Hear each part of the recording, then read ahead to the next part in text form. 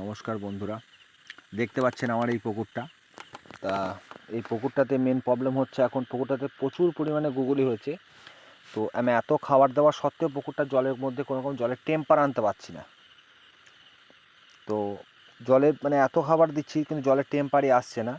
তো এখন আমি উপায়টা কী, করবোটা কী? তো এই যে দেখতে পাচ্ছেন, তো এখানে এত পরিমাণে গুগুলি আসছে এই তাল পাতাটার মধ্যে, দেখলেই বুঝতে পারবেন। এই দেখুন প্রচুর পরিমাণে গুগুলি। তো এই গুগুলি যদি থাকে পুকুরে, কোনো রকমভাবেই কিন্তু জলে টেম্পার আসবে না। জল দেখতে পাচ্ছেন একদম পুকুরে সাদা হয়ে জল আছে একদম। গুগুলির সাইজও দেখতে পাচ্ছেন।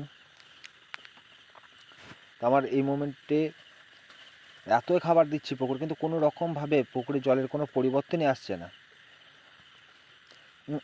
পুকুরে জল একদম সাদা হয়ে যাচ্ছে, জলের মধ্যে কোনো টেম্পার নেই।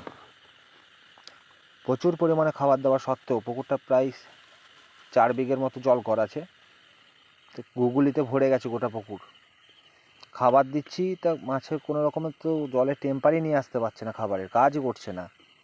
তখন বর্তমান পরিস্থিতিতে দেখতে পাচ্ছেন কীরকম গুগুলির সাইজ আর কীরকম পরিমাণে গুগুলি লেগেছে দেখুন পাতাটার মধ্যে। তো একমাত্র উপায় হচ্ছে ব্ল্যাক কাপ মাছ।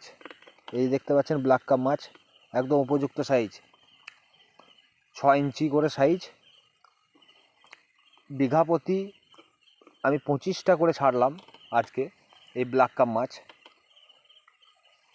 তো দেখা যাক 1 বছরের মধ্যে কীরকম রেজাল্ট আছে এই মাছটার।